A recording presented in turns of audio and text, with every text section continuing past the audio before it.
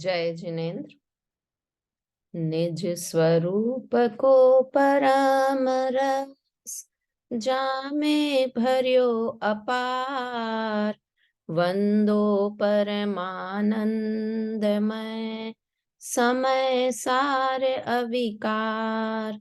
कुंद कुंद मुनि चंद्रवर अमृत चंद्र मुनि, आत्मरसी बनारसी वंदो पद अरविंद।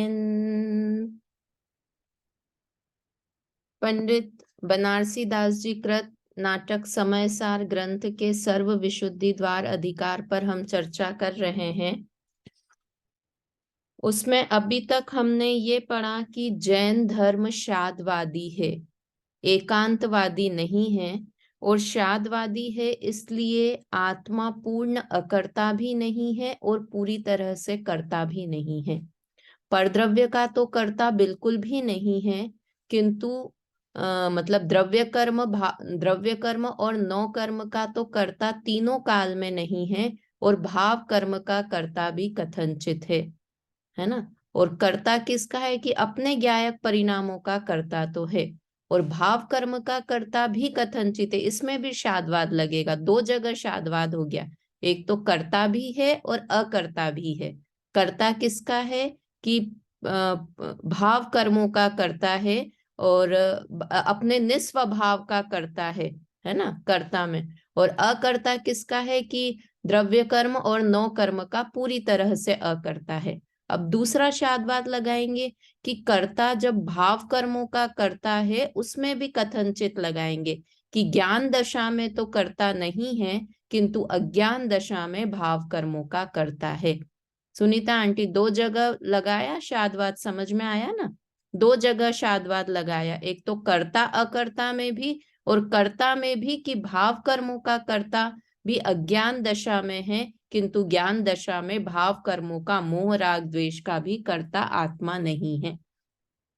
नए की तरफ से बात करेंगे तो अशुद्ध निश्चय नय से भाव कर्मों का कर्ता है, और शुद्ध निश्चय नय से रागादि भावों का भाव कर्मों का कर्ता यह आत्मा नहीं है, ऐसा कहा। तो हमारी चर्चा 28 तक के छंदों पर हुई थी यहाँ पर, और 28 नंबर के छंद का अर्थ पढ़ना रह गया था।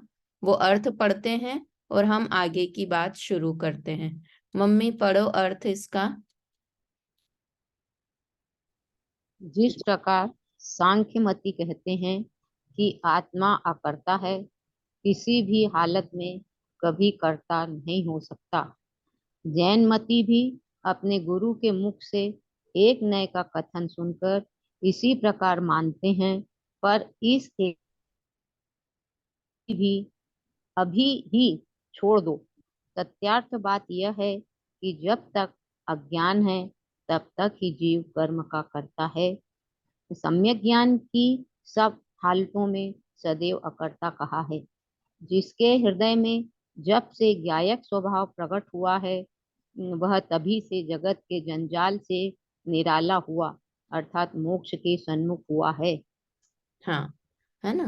तो ये अपन ने देखी यहाँ पर कहा था कि कुंद कुंद आचार्य देव जब ये ग्रंथ लिख रहे थे समय सार, तो ऐसा नहीं था कि उनके सामने सांख्य मत वाले बैठे हैं, बौद्ध मत वाले बैठे हैं, वैशेषिक मत वाले बैठे हैं। उन्होंने तो एक जनरल स्टेटमेंट दिया था, और अगर हम ऐसा मानते हैं तो हम भी अन्य मत वाले जैसे हैं। मतलब अमृत चंद्र आचार्य देव ने भी अनेक मतों के नाम नहीं लिखे, ये सांख्य मत का नाम भी कुंद कुंद आचार्य देव ने पूरी 415 गाथाओं में एक जगह सांख्य मत वाले ऐसा कहते हैं, ऐसा गाथा में लिखा। बाकी जयचंद जी छाबड़ा ने जब इसकी टीका लिखी, तब उन्होंने थोड़ा बहुत कहीं पर लिखा कि ये अन्य मत वाले ऐसा कहते हैं, अनेक मतों का उन्होंने नाम लिखा। बाकी अमृत चंद्र आचार्य देव और कुंद कुंद आचार्य देव ने ऐसा नहीं लिखा। देखो, एक और बात मुझे बतानी कि धर्म और मत में क्या अंतर है ना। हमने धर्म तो सुने हैं, हिंदू धर्म, मुस्लिम धर्म, क्रिश्चियन धर्म, जैन धर्म, किंतु जब ये हम मत की बात करते हैं तो ये कोई हमको ऐसा वेदांत मत वाला आदमी दिखा कभी कि ये वेदांत मत वाला है? बौद्ध तो धर्म और मत दोनों में आ जाते हैं। देखो जो फेमस से मत हैं, वेदांत मत, बौद्ध मत, मीमांसिक मत, शैव मत, सांख्य मत, न्यायिक मत, ऐसे है ना, ये सारे मत वाले हैं। मत मतलब मत और धर्म में क्या अंतर है कि धर्म की जब बात करते हैं तो हम चर्या की बात करते हैं कि जैन धर्म की कैसी चर्या है, मुस्लिम धर्म की कैसी चर्या है, जब चारित्र की बात करते हैं। और मत का मतलब होता है कि जब वो 6 द्रव्य और 7 तत्व के बारे में उनके मत क्या हैं, उस जगह हम मत शब्द का प्रयोग करते हैं। समझ में आया ना मत और धर्म में? तो इसलिए मत जब बहुत शास्त्रीय द्रव्य और तत्व की बात करना, ये कोई जनरल पब्लिक ये बात नहीं करती है, ये थोड़े पंडित लोग बात करते हैं, स्वाध्यायी लोग बात करते हैं, इसलिए मत इतना प्रचलन में नहीं आता है। और चारित्र तो हमें दिखाई देता है कि आचरण कैसा करते हैं, मुस्लिम वाले कैसा आचरण करते हैं, कब व्रत करते हैं, कब व्रत खोलते हैं, हिंदू वाले कैसे आचरण करते हैं, जैन वाले कैसे आचरण करते हैं, तो उन सबको धर्म मत नाम दे देते हैं। समझ में आया मम्मी? मत और धर्म में अंतर है ना।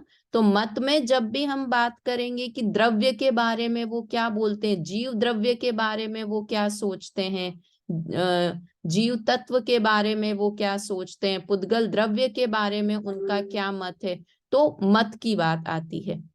ठीक है, तो इस तरह से यह हमारी चर्चा हुई। अब आज से हमें दूसरे मत वालों की बात करनी है।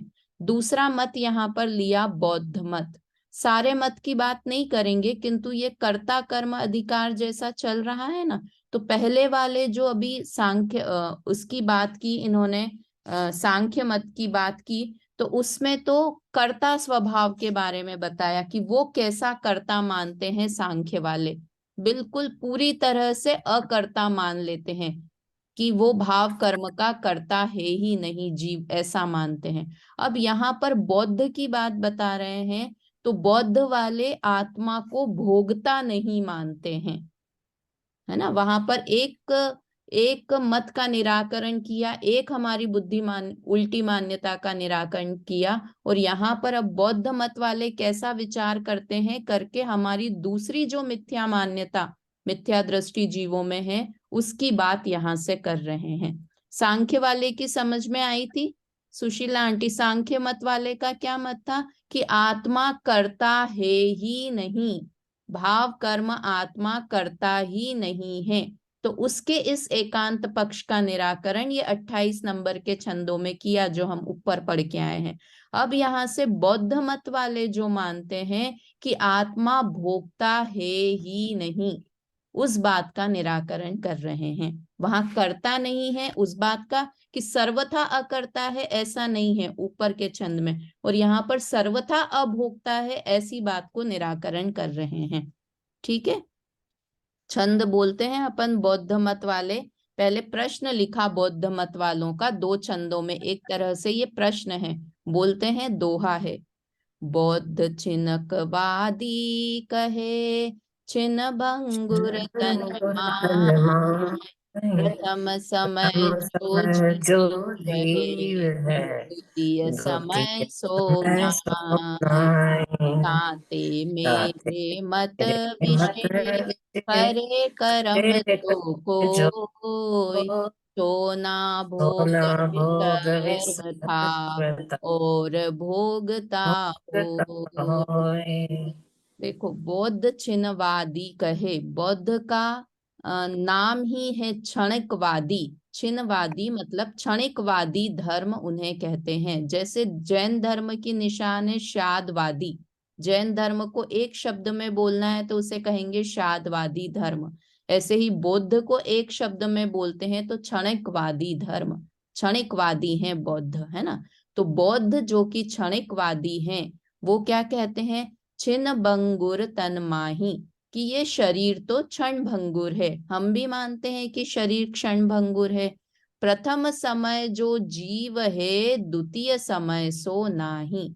तो वो ऐसा कहते हैं कि जैसे ये शरीर क्षण भंगुर है, तो वो मानते हैं प्रति समय हमारा जो ये शरीर है ना, ये नष्ट होता जा रहा है प्रति समय, और उसी के लिए जो उस शरीर में आत्मा रहती है वो भी प्रति समय नष्ट होती जा रही है ना। ऐसा बौद्ध मानते हैं। इसलिए क्या कहते हैं, ताते मेरे मत विषय करे कर्म जो कोई, सो ना भोगवे सर्वथा और भोगता होई।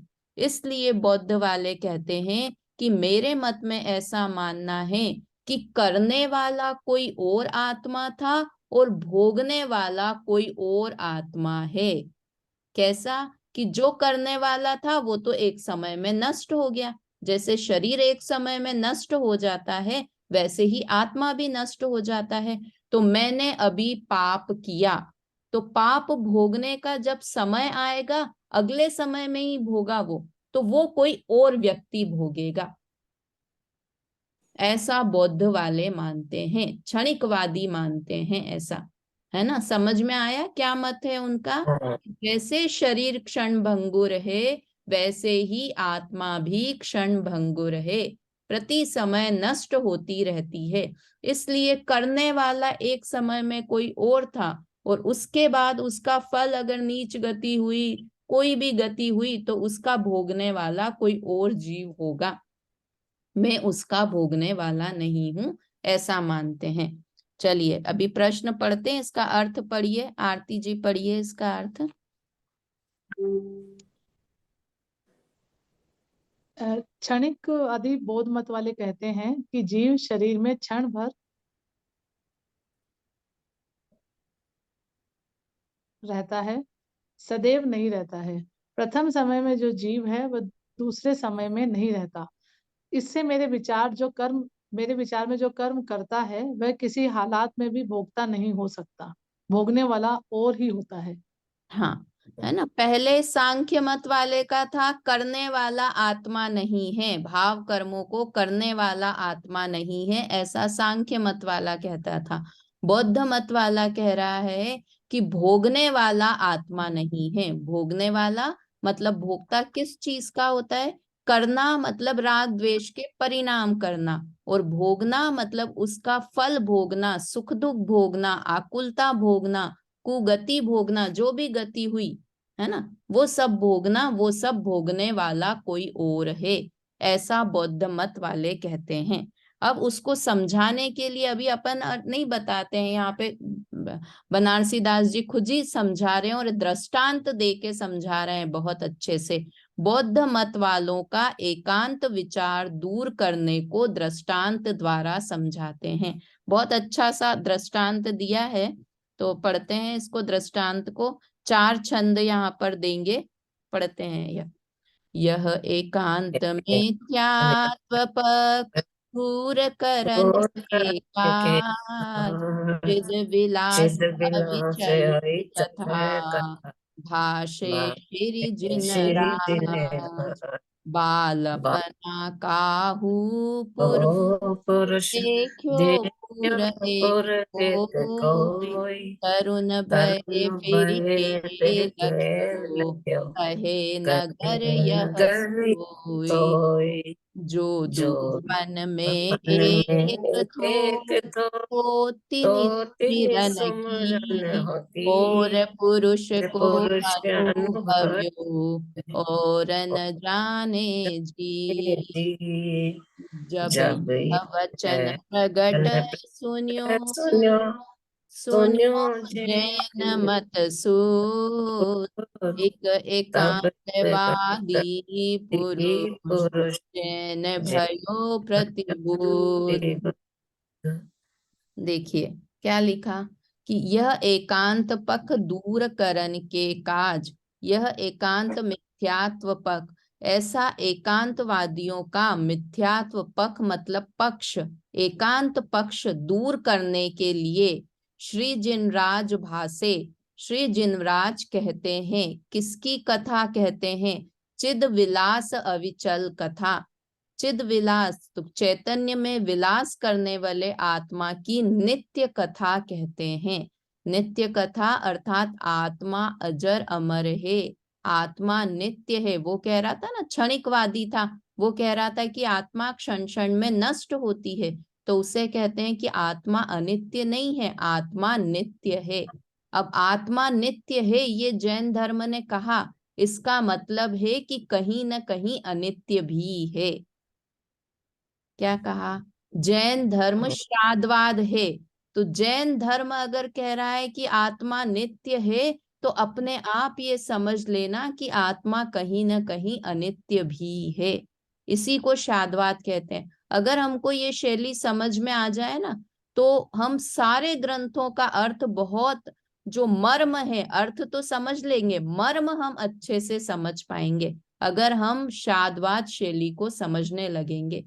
कहीं भी चरणानी योग में कुछ कथन आएगा तो हम तुरंत समझेंगे कि ये निश्चय नय से कथन है या व्यवहार नय से कथन है।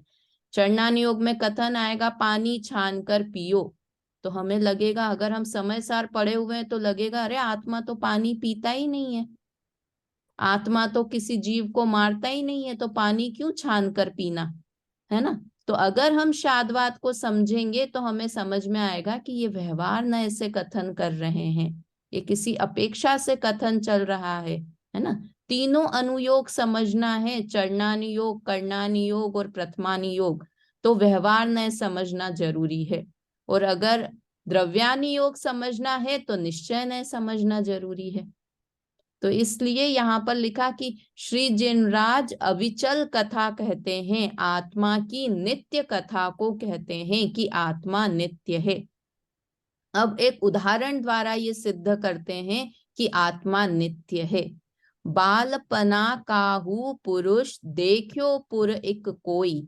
बालकपने में मैं गई थी घूमने के लिए। कहाँ गई थी? मैं गई थी घूमने कश्मीर। तो मैंने एक कोई नगर कश्मीर को देखा, ठीक है, बालकपने में। तरुण भयो फेरी के लख्यो कहे नगर यह सोई। फिर मैं जब बड़ी हो गई, शादी के बाद मैं अपने हस्बैंड के साथ वापस कश्मीर गई, तो मैंने क्या कहा? कहे नगर यह सोई। अरे ये तो हम आए थे, हम पहले मैं मम्मी पापा के साथ आई थी ना, तब मैंने कश्मीर में ये देखा था। ये तो वो का वही है। अरे ये ऐसी बोट वो चलती है, कौन सी बोट, इसमें तो हम बैठे भी थे तभी। पूरी मेमोरीज पूरी की पूरी मुझे याद आ गई। कब की? 20 साल पहले की मेमोरी याद आ गई। क्या? कि ये वही नगर है जो नगर मैंने देखा था, ये वही कश्मीर है जो कश्मीर मैंने देखा था। तो क्या लिखा? जो दुहपन में एक तो तीन सुमिरन की। अरे वो पूजा एक ही थी ना, मैं वही थी, दोनों पने में मैं एक थी, तभी तो मुझे याद आया कि ये वही नगर है। अगर मैं बदल जाती, मेरा नाश हो जाता, तो मैं 20 साल पहले की कैसे बता पाती कि यह वही नगर है जो मैंने देखा था। मतलब देखने वाली जो 20 साल पहले देखा था तो भी मैं थी, और 20 साल बाद भी मैं हूं। मेरा नाश नहीं हुआ, मैं वही की वही पूजा हूं जो मैंने नगर को पहले देखा था। न तो नगर का नाश हुआ, न मेरा नाश हुआ, है ना। द्रव्य का कभी नाश होता ही नहीं है। और पुरुष को अनुभव्यो और न जाने जी। अगर मैं वो 20 साल वाली मैं नहीं होती, तो ऐसा नहीं हो सकता कि मेरा 20 साल, तो 20 साल पहले किसी और पूजा आत्मा ने वो कश्मीर देखा था, और 20 साल बाद कोई और आदमी आ रहा है, कोई और आत्मा आ रहा है, और वो उसका अनुभव बता रहा है कि देखो यहाँ पर ऐसी ही बोट थी, देखो हमने इस होटल में खाना खाया था, देखो हम इस मंदिर में गए थे। वो सब कैसे? एक का अनुभव दूसरा कैसे बता सकता है? और पुरुष को अनुभवो और न जाने जी। एक पुरुष का अनुभव दूसरा पुरुष नहीं जान सकता। मेरे अनुभव मैं ही बता सकती हूँ, कोई और मेरे अनुभव को नहीं बता सकता, है ना। इससे यह सिद्ध हुआ कि आत्मा नित्य है। ये तो एक भव की बात की। कितने सारे लोग, जाति स्मरण होता है कि नहीं? श्रीमद राजचंद जी को जाति स्मरण हो गया था, गुरुदेव श्री को जाति स्मरण हो गया था, कितने लोग। और ये तो क्या अपने धर्म की बात नहीं है, न्यूज़पेपर में आए दिन बातें आती है कि वो कोई गांव में एक लड़की का जन्म हुआ तो उसने बता दिया कि देखो इस गांव में चलो, तो मैं उनकी बेटी हूं। तो उन्होंने कहा अरे नहीं वो तो मर गई थी। बोले देखो पिताजी ने मेरे सामने या खेत में नीचे कुछ छुपाया था, उसको खोद के देखा तो वहां पर नीचे वो चीज निकली, तो पता चल गया कि हाँ ये वही लड़की है। ऐसी बहुत सारे उदाहरण की जो पिछले का याद आ जाता है। हम बच्चे का जन्म होता है तब हम कहते हैं ना, कोई तो बहुत कि अरे भाई ये तो इतना क्रूर है, लगता है नरक गति से आया है। मतलब पहले भी वो जीव था, अभी भी आया है। बहुत शांत स्वभावी हो, बहुत अच्छा हो तो लगता है वो बहुत सुंदर हो। तो बिल्कुल ऐसी उपमा देते थे हम, धर्म पढ़ पढ़ के इतने वो हो गए ना कि सारी उपमा ऐसा लगता है साक्षात देव गति से उतर के आया है। बहुत सुंदर को उपमा हम क्या दे देते हैं, लगता है देव गति से ये जीव आया है ना। तो इसका मतलब है कि आत्मा नित्य है, ये हमें साक्षात समझ में आता है कि आत्मा नित्य है। जब यह वचन प्रगट सुनियो सुनियो जैन मत शुद्ध, जैसे ही यह वचन किसी जीव ने सुना तो वह जैन मत हो गया। जैन मत का ऐसा वचन सुना तो एक एकांतवादी पुरुष जैन भयो प्रतिबुद्ध। वो एकांतवादी पुरुष जो एकांतवादी था, क्षणिकवादी था, बौद्ध मत वाला था, वो जैन धर्म को समझकर ज्ञानी हुआ, प्रतिबुद्ध हो गया, है ना। तो क्या सिद्ध किया इन चारों छंदों में कि आत्मा नित्य है। आत्मा नित्य है इसलिए आत्मा ही जिस भाव का करता है उस भाव के फल को भोगने वाला भी है। ठीक है, चलिए इसका अर्थ पढ़िए। कौन पढ़ेगा? सुनीता आंटी पढ़िए, इसका अर्थ पढ़िए। इस एकांतवादी में घटाई गई सीमा आत्मा के नित्य स्वरूप आवाज का बहुत डिस्टर्ब हो रही है, आप कहीं अनुमान आवाज आपको क्लियर आ रही है क्या सबको उनकी? नहीं आ रही। नहीं आ रही नहीं है। डिस्टर्ब हुआ। हाँ पढ़िए आरती जी, आप पढ़ दीजिए।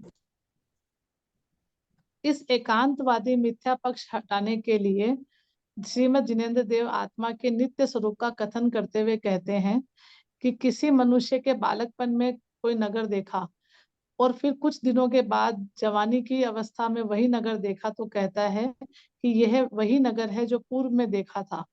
दोनों अवस्था में वह एक ही जीव था। तब तो उससे स्मरण किया, किसी दूसरे का जीव जाना हुआ तो वह नहीं जान सकता था। जब इस प्रकार स्पष्ट कथन सुना और सच्चे जैन मत का उपदेश मिला, तब वह एकांतवादी मनुष्य प्रतिबुद्ध हुआ और उसने जैन मत अंगीकार किया।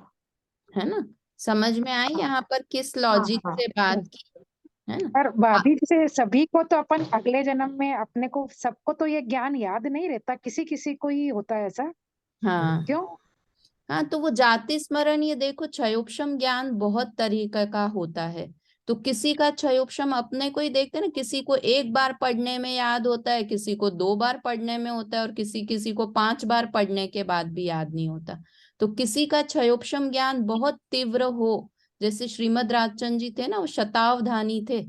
शतावधानी समझते हैं क्या होता है? शताव 100 चीजें एक और साथ, उनको 100 लोग एक साथ एक एक के बाद एक सेंटेंस बोलें या 100 चीजें उन्हें एक बार में दिखाएं और उसके बाद उस चीज पे पर्दा डाल दें और उनसे कहीं, अपन आजकल गेम खेलते हैं ना कि लिखो आपने कौन सी 100 चीजें लिखी थी, तो वो 100 के 100 के नाम देख लेंगे। 1 मिनट में वो 100 चीजें देखी, या किसी के 100 लोगों ने 100 बातें कही तो वो उसी क्रम से बता देंगे कि पहली बात बेला भाभी ने ये कही थी, आरती जी ने ये कही थी, सुशीला आंटी ने ये कही थी, सारी बातें बता दें, है ना।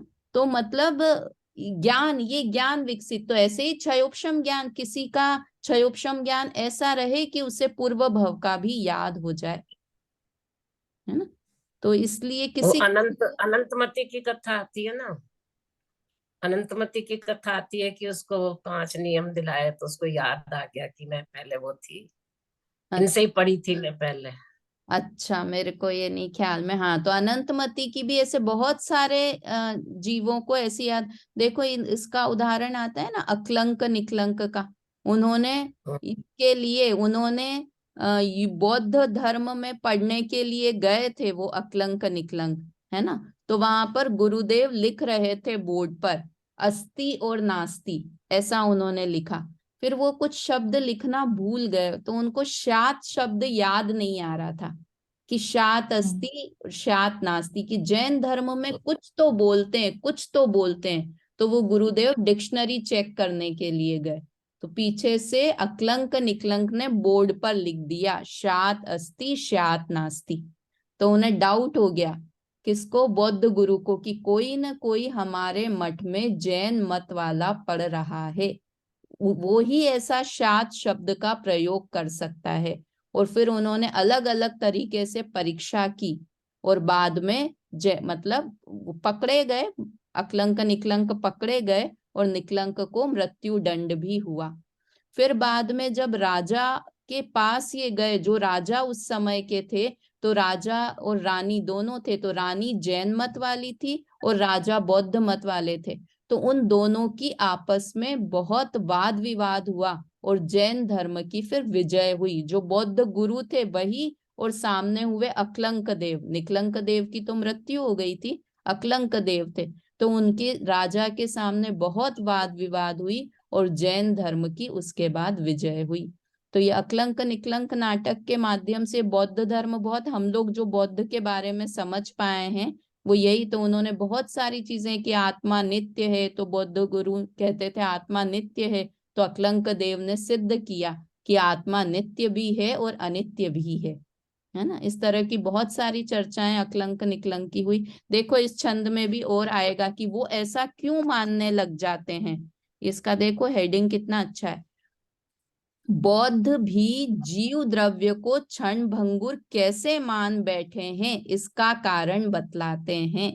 कि वो क्या कारण है, हमको ही ऐसा लगता है ना। एक प्रत्यभिज्ञान सुना है आप लोगों ने शब्द? प्रत्यभिज्ञान किसे कहते हैं? जोड़ रूप ज्ञान को प्रत्यभिज्ञान कहते हैं। बेला पूर्व भाभी। का वर्तमान, हाँ, पूर्व को वर्तमान से जोड़कर जो बताया जाए वो वर्तमान। हाँ, जोड़ रूप ज्ञान, प्रत्यभिज्ञान को बोलते हैं जोड़ रूप ज्ञान। तो वो प्रत्यभिज्ञान भी सिद्ध करता है कि जीव अनादि से है, जीव नित्य है। अनादि से नहीं तो नित्य तो है ही, अनादिता तो इससे नहीं सिद्ध होती, नित्यता। जोड़ रूप ज्ञान, जो पूर्व में देखा था वह अभी भी याद होना, जो हमने पूर्व में याद किया था वो आज भी। प्रत्यभिज्ञान की परिभाषा बेला भाभी को कैसे याद है? कि वही बेला भाभी है ना, जिन्होंने ये याद की थी वही बेला भाभी आज भी हैं। कोई और बेला भाभी को तो प्रत्यभिज्ञान की परिभाषा याद नहीं होती। तो इससे कि जो पहले याद किया था वो अभी भी याद है, वर्तमान में उस चीज को याद हो जाना, तो ये ही प्रत्यभिज्ञान है। तो इससे भी सिद्ध होता है कि आत्मा नित्य है, क्षणिक नहीं है।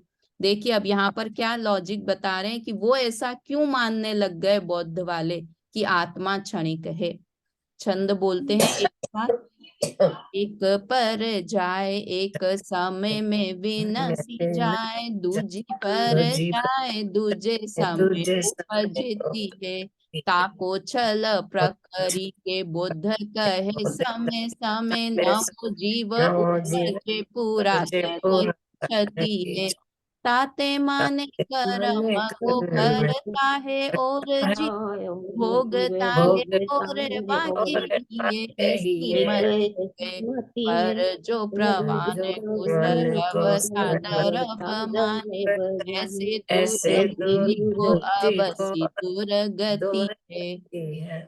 देखो क्या लिखा कि वो क्यों एक क्षणिक मानते हैं। एक पर जाए एक समय में विनाशी जाए, एक पर्याय उत्पन्न होती है और वो अन्य समय में नष्ट हो जाती है। पर्याय कहते ही किसे हैं? जो उत्पन्न हो और नष्ट हो उसे पर्याय कहते हैं। दूजी पर जाए दूजे समय उपजती है, एक समय में एक पर्याय उत्पन्न होती है और दूसरे समय में दूसरी पर्याय उत्पन्न होती है, पहली पर्याय नष्ट हो जाती है। ताको छल पकरी के बोध कहे समय समय नवो जीव उपजे पुरातन की क्षति है। कितने सरल शब्द लिखे हैं एकदम ही, है ना। ये छल ग्रहण करके कि हम तो कह रहे हैं कि पर्याय क्षण भंगुर है और पर्याय की क्षणभंगुरता का छल पकड़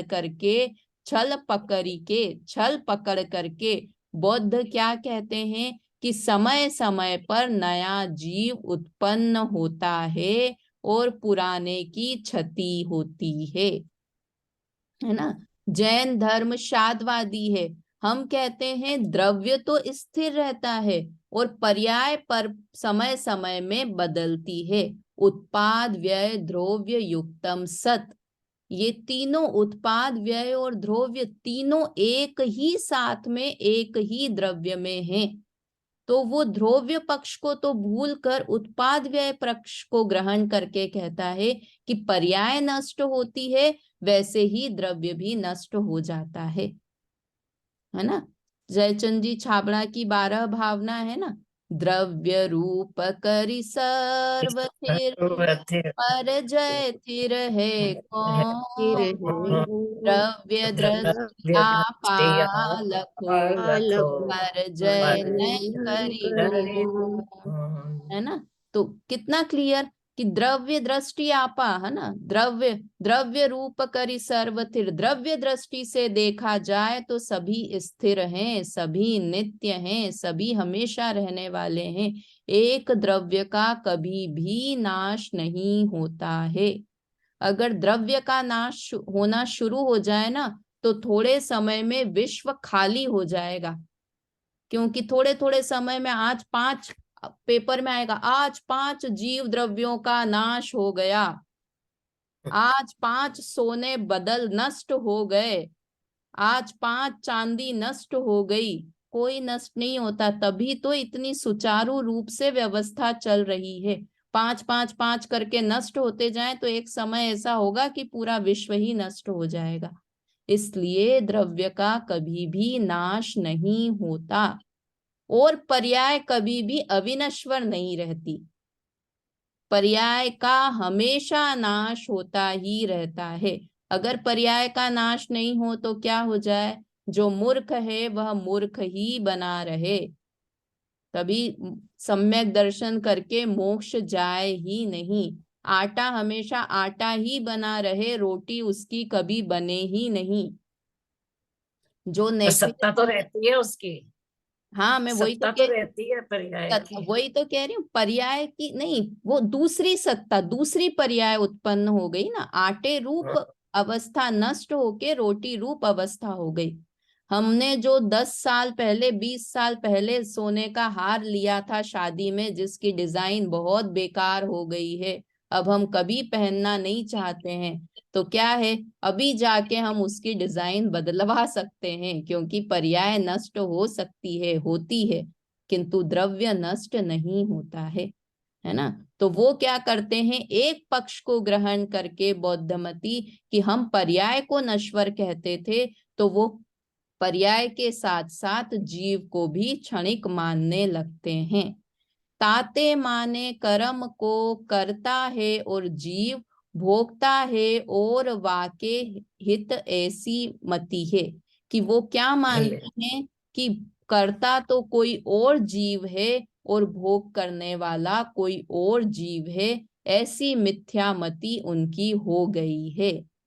परचो प्रवान को सर्वथा दरब जाने, ऐसी दूर बुद्धि को अवसी दूर गति है।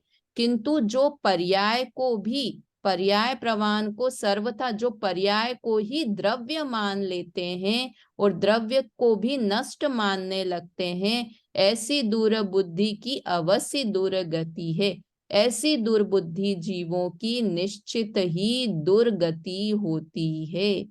क्या कारण है? दुर्गति लिखा है यहाँ पर। दुर्गति यानी कौन सी गति होती है कि वो नरक और तिर्यंच गति में जाता है। दुर्गति 2 है, सुगति मनुष्य और देवगति सुगति है, और दुर्गति कौन सी है? नरक और तिर्यंच गति, ये दुर्गति में आती है। तो दुर्गति क्यों होती है?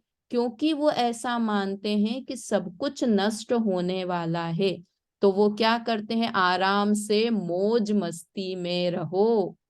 धर्म करने का क्या फायदा है कि मैंने तो अभी मैं उपवास कर करके अपने शरीर को सुखा रही हूँ और स्वर्ग का सुख तो मेरे जगह कोई और दूसरा जीव भोगेगा। तो फिर मैं क्यों व्रत उपवास करूं?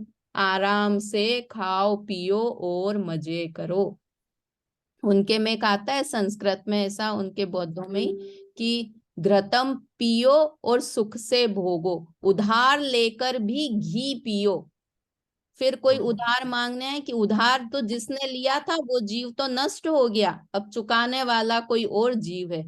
तो एक वो लोग क्या कहते हैं कि उधार लेके भी घृत पियो, फिर वो उधार चुकाने के लिए दूसरे से उधार ले लो, फिर उसका उधार चुकाने के लिए तीसरे से उधार ले लो, फिर चौथे से ले लो। तो बोले किसी को सारी तो व्यवस्था ही चुकाना बिगड़ पड़ेगा, जाएगी। किसी को तो चुकाना पड़ेगा। तो बोले अपन तो चले जाएंगे, चुकाने वाला कोई और जीव आएगा। मतलब सब कुछ गड़बड़ घोटाला। वो जब अकलंक निकलंक का नाटक देखते थे ना, उसमें फिर वो जब सिद्ध करते हैं ना अकलंक देव, तो वो ऐसे ही कहते हैं कि एक बौद्ध वाले से गाय खरीद के लेके आते हैं। तो वो बौद्ध वाला गाय खरीद के लेके आते, फिर वो राजा के दरबार में पैसे मांगने के लिए आता है बौद्ध अकलंक देव से कि आपने मुझसे गाय ली थी, अब इसका पैसा दो। तो बोले वो गाय खरीदने वाला अकलंक तो मर गया, अब ये तो दूसरा अकलंक आ गया, अब मैं क्यों पैसे दूं उस गाय के।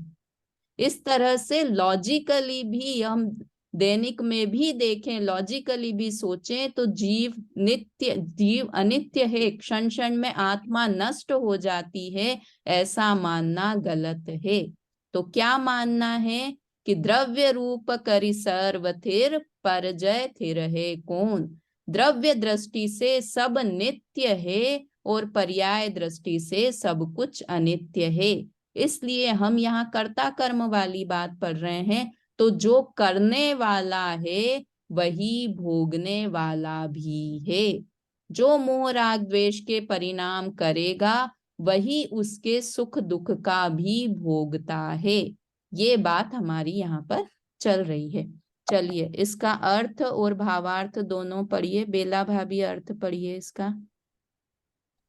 जीव की एक पर्याय एक समय में नष्ट होती है और दूसरे समय में उसकी दूसरी पर्याय उपजती है। और जैन मत का सिद्धांत भी है। सो उसी बात को पकड़ के बौद्ध मत कहता है कि क्षण क्षण पर नया जीव उपजता है और पुराना विनष्टता है। इससे वे मानते हैं कि कर्म का कर्ता और जीव है और भोक्ता और ही है। सो उनके चित्त में ऐसी उल्टी समझ बैठ गई है। श्री गुरु कहते हैं कि जो पर्याय के अनुसार ही द्रव्य को सर्वथा अनित्य मानता है, ऐसे मूर्ख की अवश्य कुगति होती है ना विशेष है। हाँ, हाँ। ज्योति भाभी पढ़िए, विशेष पढ़िए। विशेष क्षणिकवादी जानते हैं कि मांस भक्षण आदि अनाचार में बरतने वाला जीव है, वह नष्ट हो जाएगा। अनाचार में बरतने वाले को तो कुछ भोगना ही नहीं पड़ेगा, इससे मौज करते हैं और मनमाने बरतते हैं, परंतु किया हुआ कर्म भोगना ही पड़ता है। सो नियम से वे अपने आत्मा को कुगति में पटकते हैं। स्वयं किए जो कर्म शुभाशुभ फल निश्चय ही वे देते, करे आप फल दे अन्य तो स्वयं किए निष्फल होते। है ना। इस लाइन से सिद्ध हुआ कि जो करता है वही भोगता है। तो यहाँ पर हमारा एक प्रकरण और बौद्ध मत वाले कैसा मानते हैं वो बात सिद्ध हुई। कल मैं क्लास की शुरुआत में ही 2 प्रश्न पूछूंगी, जिन्होंने लेट ज्वाइन किया वो क्लास को सुन लें कि मत और धर्म में क्या अंतर है। पहला प्रश्न। दूसरा, सांख्य मत वाले क्या मानते हैं और बौद्ध मत वाले क्या मानते हैं।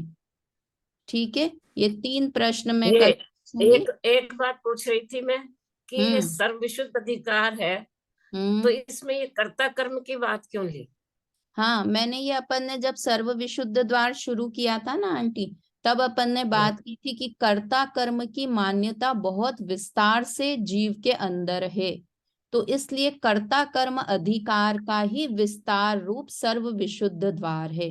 किंतु यहाँ पर अंत में आते आते गेय ज्ञायक भी एक गेय को ज्ञायक का कर्ता मानना, ज्ञायक को गेय का मानना, ऐसा भी अपराध है।